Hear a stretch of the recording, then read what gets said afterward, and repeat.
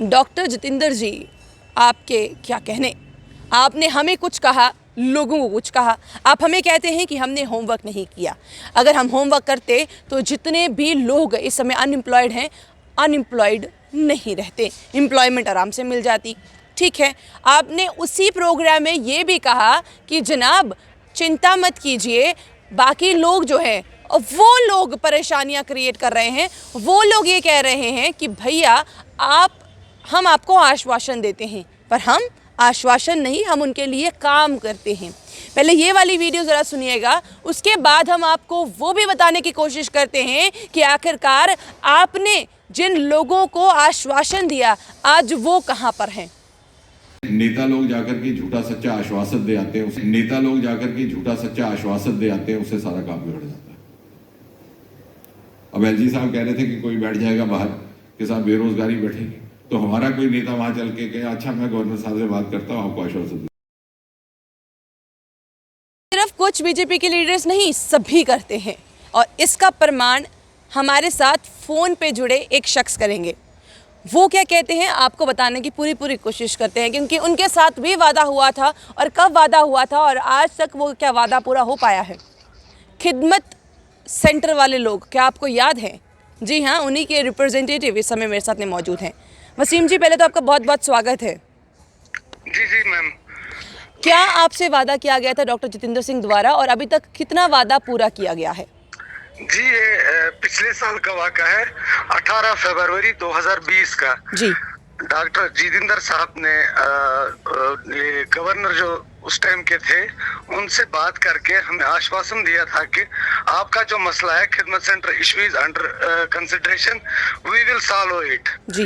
लेकिन तब से लेके आज तक अब 2 साल गुजरने को है, अभी तक हमारे साथ कोई इंसाफ नहीं हुआ है। तो उसके बाद हम इनसे मिले भी थे, उन्होंने मतलब ट्विटर पे भी हमें ट्वीट किया था कि आपका जो मसला है वो सेक्रेटरीट में पड़ा हुआ है, आप सेक्रेटरीट फॉलो अप कीजिए। हम सेक्रेटरीट गए, वहाँ हमारी फाइल कोई नहीं है। मतलब हमें वहाँ लगा कि हमारे साथ धोखा हुआ है, धोखे के सिवा और कुछ नहीं। सेक्रेटरीट में फाइल होने के बाद वो सेक्रेटरीट से फाइल कहाँ चली गई? वो मैडम पता ही नहीं चला। मतलब इन्होंने सर जी ने हमें बोला था कि आप सेक्रेटरीट फॉलो करो। हम सेक्रेटरीट गए, हम वहाँ ऑफिस पे ऑफिस एक बंदा दूसरे बंदे के पास हमें भेजता रहा, लेकिन असल में हमारी फाइल थी ही नहीं कहीं, तो फाइल कहाँ से मिलती वहाँ। खिदमत सेंटर वाले अब कितने परेशान हैं? अगर आप कुछ, क्योंकि आपके लिए पूरा एक इंटरव्यू भी कम पड़ेगा, अगर आप कुछ लाइनों में बता सकें, शायद लोगों तक पता चल जाए और डॉक्टर जितेंद्र सिंह तक भी। जी मैम, आपको तो पता ही है, जब हम प्रोटेस्ट पे थे, हम 3 महीने वहाँ पूरे 3 महीने प्रोटेस्ट पे थे। फिर जब कोविड आया, हमें अपना प्रोटेस्ट कॉल ऑफ करना पड़ा। इसमें हमें भी खतरा था, सोसाइटी को भी खतरा था। इस मतलब खिदमत सेंटर जो प्रोजेक्ट है, आपको पता ही है, सारे लोग प्रोफेशनल्स हैं, सारे लोग पीजी करके हैं, पीएचडी स्कॉलर हैं। इसमें आपको पता है हमें सारा कुछ वहाँ पे ही कॉल ऑफ करना पड़ा, इसलिए कि कोविड पीक पे था।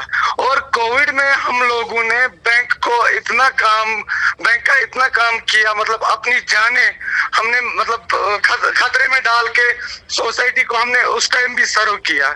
मतलब जिसके लिए जेके बैंक को अवार्ड्स मिलते हैं और मिलते रहे, लेकिन हमारे साथ कोई इंसाफ नहीं हुआ।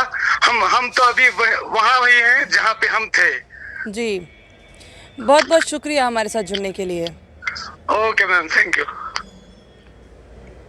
अब इसकी ओपनिंग क्लोजिंग।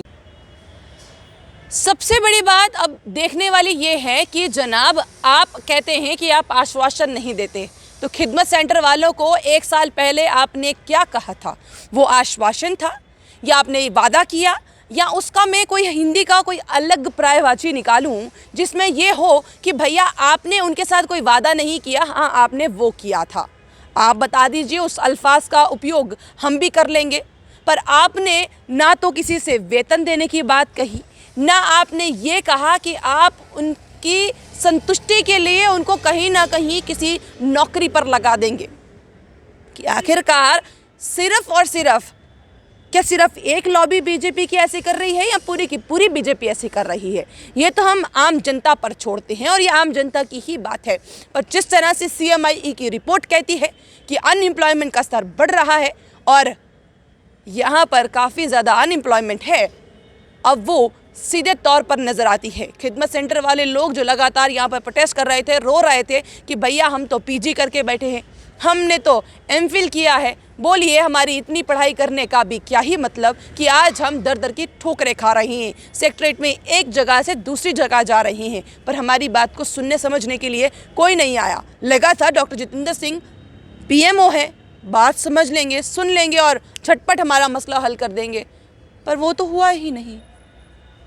अब आपको क्या लगता है? कमेंट बॉक्स में कमेंट करना ना भूलिएगा। क्या सिर्फ और सिर्फ कुछ बीजेपी के लीडर्स इस तरह की हरकत कर रहे हैं जो डॉक्टर जितेंद्र सिंह खुद कह रहे हैं, या डॉक्टर जितेंद्र सिंह भी उसी लॉबी में आते हैं?